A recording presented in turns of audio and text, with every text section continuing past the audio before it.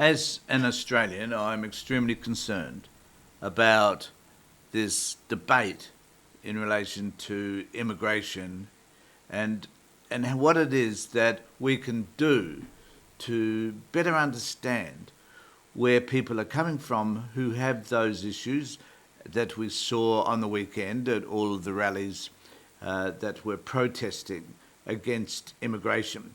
So what I plan to do today is I'm going to play a couple of clips of the rallies itself, and I've got an interesting clip from Sky News, which wouldn't surprise any of you that watch the channel, that I'm going to do that. And at the end, after that, I'm going to talk about who gets to migrate to Australia, and I'm going to explain some of the rules so that we can better understand where this should be coming from, as opposed to the right-wing cluster F that you get from those that have organised and those that participate in the rallies on the weekend. Now, I don't like mentioning this person's name because she's bloody crazy, but I have to mention her because she organised the rally in Sydney. And her name is Beck Freeman. Now, I've known of Beck for years because she is a sovereign citizen. She has been rallying against the government, it seems like, forever.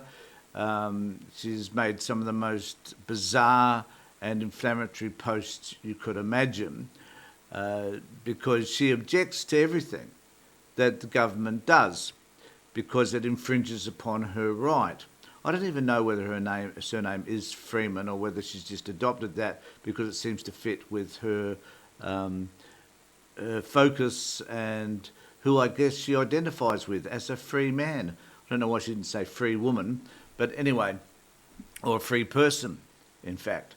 But she does feature because she organised the rally in Sydney, and she also has an extreme right-wing view around absolutely everything.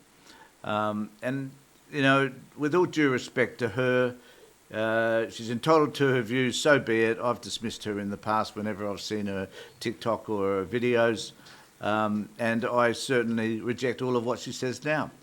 But it is important to note that people like Beck Freeman are those people who want to control and manipulate the narrative. Their goal is simply to be able to convince the Australian people that their perspective is right. Now, there is nothing they could ever do. They're inconsequential people, but and now that I've said that, I think, well, maybe they're not that inconsequential. She was able to organise this rally. You know, tens of thousands of people turned up for them all around Australia. So she clearly has a lot more power and authority now than what she used to have when she used to sit in her car and complain about absolutely everything. Now, to her credit, she's a very articulate woman, and she's making a name for herself now. So be it. But we need to push back against people like Beck Freeman because what they're offering the Australian people is not necessarily, I think, something that the Australian people want if they understand who she is. And one of those indicators is that to some of these rallies, the organisers invited Nazis to speak about white replacement theory. And I think that it's important for us to understand where all that is coming from and that it is not what most Australians, I would hope, would want. So I'm going to play a video which is from the ABC on what happened at the rallies, just as a reminder. And then I'm going to play a video from Sky News whereby they're arguing on this panel about actually what happened. And one of the issues that has arisen has been the identification or the naming of Indian descendants or Indian people as being a problem in terms of immigration. I think I need to say that, you know, there will be people that will argue, as they do on the Sky News panel, that this isn't about racism. I would argue that it is, specifically about racism. And you can try and ignore it. You can try and make out that it's something else. It's just a group of people being upset about the amount of immigration that happens in Australia, and that there seems to be far too much. And then people aren't necessarily saying, well, what's enough? What is an appropriate amount of immigrants? So I think there are people in this group who move from let's have no immigration to let's cut the numbers down. But I've never heard anybody talk about what would be an appropriate number of immigrants in Australia. And we know that this country would be stuffed if we cut down on immigration, period. And it's also worth noting that we are all immigrants. Unless you're Indigenous or First Nations, then, we're all the product of immigration.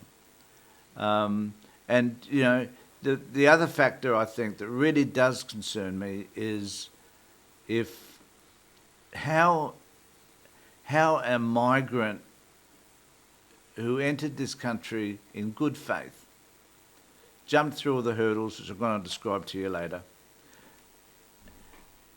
how would you feel if you were an immigrant and you felt that in this country, which you've adopted, which all of us have adopted, if you felt disenfranchised, if you felt that or believed that there was a group of people, a large group of people who resented simply the fact that you were here, even though you've raised a family, you've contributing to society, and all that sort of stuff, how would you feel? And the other issue that concerns me is what is this cultural thing these people talk about? That we should fit into the culture. Multiculturalism is the culture. Wake up. It's who we are. My son used to live in Hurstville in Sydney. And Hurstville would have to be, in my view, the most heavily populated China, Korean, Asian group of people you can imagine. You can walk down the main street in Hurstville and all you see are Asian and Chinese and Korean and so on. That's all you see. It's a wonderful place. It's a vibrant place. I find it's exciting just being there amongst all of these people who have adopted Australia as their home. It's wonderful. Best food you can imagine, in fact. But are those people now, the people in Hurstville, Australian citizens who speak a different language, who have a different cultural background, who have different religious beliefs, are they now feeling oppressed because of these rallies? This is the question I'm asking. And I wonder whether you agree with me. And please remember to subscribe to my channel, ring the bell for further notifications, get involved in the conversation as well. So I'm going to play this video for you here. And we'll talk about it on the other side, or as we go along, or whichever comes first. Violence erupts in the centre of Melbourne as anti-immigration protesters, led by men dressed in black, clash with counter-protesters. Hopelessly outnumbered, a police officer deploys pepper spray before moving away, while a woman's slammed to the ground.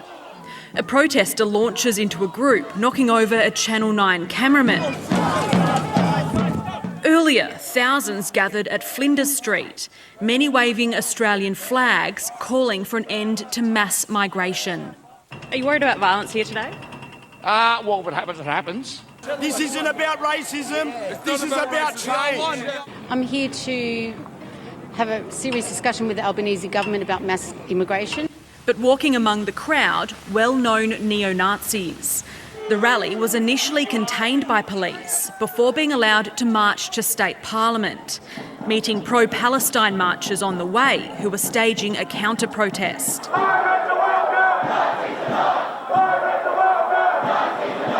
Police trying to quell the violence as the groups splintered across the city. Spontaneous skirmishes are popping up all through the city today. Every time the protest group and the counter-protesters meet, police are having to run between these groups to try to maintain the peace.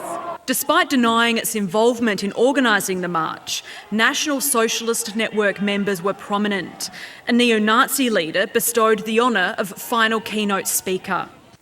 So, I guess the only thing I can say about that is to say that there wasn't violence is just wrong.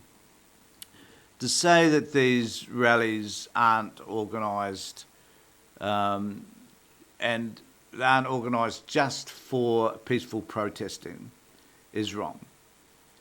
There is the expectation, I think, from the organisers that this was going to be violent, that this is about disrupting the order of things. It's about challenging governments to bend to these people's will.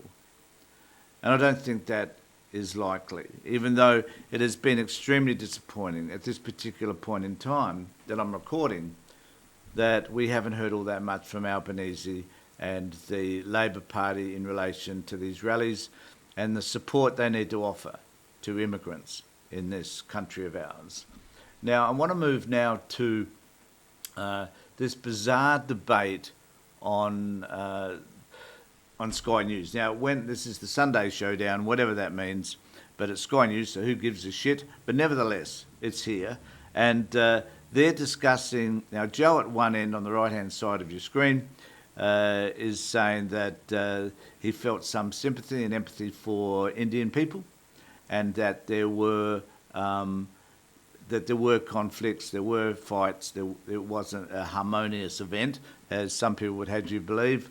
And this panel in particular for this rally, and that they believe that there's too much immigration happening into Australia, and that for some particular reason these white people on this panel are feeling aggrieved. And but Joe has a different perspective, and they don't like it. They just don't like it. So here's what happens here. Issue with what mass migration is doing to this country. It's not about racism. The more you throw that word around, the more... And that's a distortion of the narrative. It is about racism. It's all about racism. There is no other argument that one could make as to why these rallies even existed in the first place and why these people, this group of white people, are debating this particular issue. Because it is about race. Now, who we want to call as racist, that's a different issue, I guess, but certainly it is always about race. ...sensed people will become. Well, look, it's not a mistake and it's not a coincidence that this is not just happening in Australia, but it's happening across the West. It was only today in the UK that they had similar protests. And so at some point in time, you have to say, maybe it's not conspiracy. Maybe people aren't making it up. Maybe people aren't racist. Maybe there's something real and legitimate as to why people are showing up and she raises some good points. You know, we do need to think about why this is happening and why is it happening around the world and why does the right wing necessarily have a hold on this and are creating the narrative around it. They're good points. But at the end of the day, it is still about racism. And it is being fed by the racists, such as this woman that we see here, who can't seem to understand that immigration is an important part, an important policy, and that certainly it needs to be managed and probably managed differently. And I ask you to comment about that below. But certainly it is, and it has been, dominated by the right wing, and we need to make sure that we have a conversation about it. I'm not disputing any of that. The question that we really need to be asking is what sort of conversation should we be having? Fronting at these protests. The logic of if a few bad, actors at at a sort of protest or rally undermines the whole cause. If we go based off that logic, then democracy is dead, because all somebody has to do is dress in all black and be an extremist and show up at a rally, and then it undermines the whole message. And you're right, Holly, the message today was that mass migration is killing us. It's kneecapping us, which it is. And there's nothing wrong, Joe, with... I need to say that I need someone to identify to me what mass migration means. So you can have migration. So is that like 20 people coming in per year, 1,000 people, 20,000 people? When does it become mass migration? When do we use the word mass migration? When does that apply? Because I've got no bloody idea, and no one seems to be able to tell us when that definition begins and ends. People acknowledging the fact that we are taking migration levels from India, from China, from all those countries at an incredibly high rate. And there is... singled out Indians specifically. But it's true, but at what point... The point, if I can interrupt. But you said it wasn't about race. No, Joe, the point in pointing out India was not to cast aspersions on Indian people. Who were here, assimilated. It was to make a direct comparison on previous waves of migration and how many people came, and to simply say that in... I just need to make a note here. Have a look at my last post, everybody, because there I did talk about the number of people that come from overseas and where they're coming from and why they're coming here. And most of those, almost half of the immigrants are students. So worth noting, and a lot of those are Indian students as well. This wave of migration, there are so many people who have come from one country alone. It's not to cast aspersions on those people. It's simply That's not how they felt. They were scared to go to work. It is simply... I showed you before an Indian at that rally in Sydney today. Like those pro-Palestinians making Australia... I like that. They see one Indian and suddenly it's okay for all Indians. But there was one. And one of the other issues too that I've noticed is that I don't see many coloured people in this rally at all. Mostly those white Australians primarily. I'd like to see, you want to talk about a minority of Nazis being at the rally, I'd like to see what the minority of people who weren't white at that rally. I'll bet you there were more than 30, which is... Oh, come on. They're the actual card-carrying Nazis that we know. Now, if you want to hear the right wing view of all of this, listen to this dude, because he starts to have a go now at Joe. Explain what Joe's doing. He's got his list of talking points from ALP headquarters. And he's saying this is the Labor Party line, and he's pushing it really hard. This is their own words, well as he can. This is their own words. The organiser called for violence. The person there was not called for violence today, and there was no violence. Just stop for a second and let the rest of the panel say something. Say something accurate. He was say something pretending true. that there's one organiser. There wasn't one organiser. There were a number of groups that organised this. One person might be an extremist. She did not organise the entire rally single-handed, and what she says does not represent people. She's the official organiser. And let me point out how he's misrepresented. Point out the facts, Kel. Joe, she is the official organiser. She is the one who lodged the paperwork. And let me come off fake name, but she's the only official organiser. So the debate continues, and they're talking about Beck Freeman there, as I've said earlier. So that's it. What do you think about all of that? Because I want to discuss in conclusion exactly how this system actually works. So I guess I'm going to ask, have you ever wondered who actually gets to migrate to Australia? And it's not just as simple as packing your bags and showing up at Sydney Airport. The government uses strict criteria, and today I just want to, in this last bit, I want to break it down for you so that we can try and understand exactly what we're talking about here. Today we're talking about migration to Australia. So who qualifies, what hoops they have to jump through, and also not only the hoops they have to jump to, but what does this say, I guess, at the end of the day, about our country? Australia, so we have this skilled migration to start with. So Australia runs a point-based system. To qualify, you usually have to be under 45, speak good English, and have a profession that's actually on the government skill occupation list. Points come from your age, qualifications, work experience, and even if your partner has skills Australia wants. The idea, and this is quite simple, and let's not get confused, is bring in workers who fill shortages. Engineers, doctors, nurses, IT experts, and so on. And what is frustrating is that these are the sort of people that those people on the right don't want to see come to Australia. Because basically, I don't know whether this works or not, but I think a lot of those people on the right don't fit into those categories. Maybe they're a little bit jealous that other people have better qualifications than they do. The other one is family migration as well. So if you've got a close family, you might be able to join them. That means partners, children, and in some cases parents. But there are rules. For example, parents have to pass what's called the balance of family test, meaning at least half their kids have to live here before they themselves can come.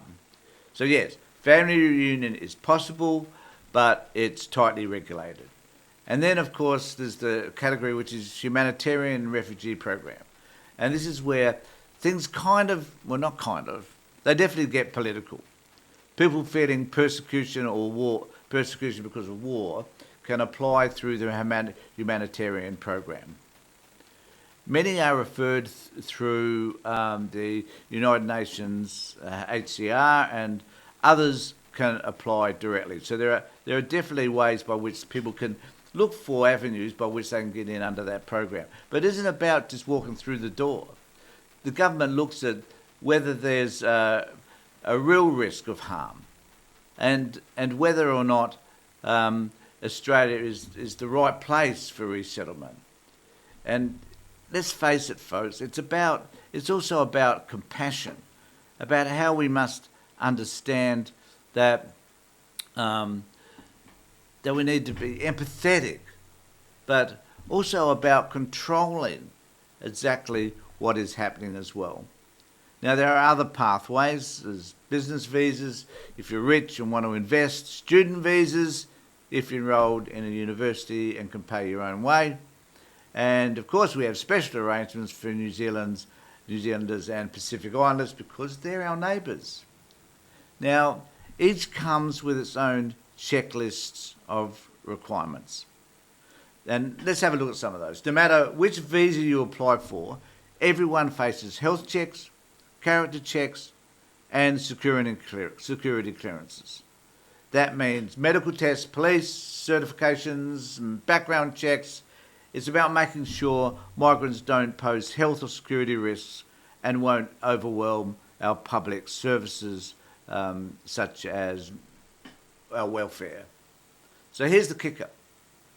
Australia's migration program isn't just about people wanting to come here.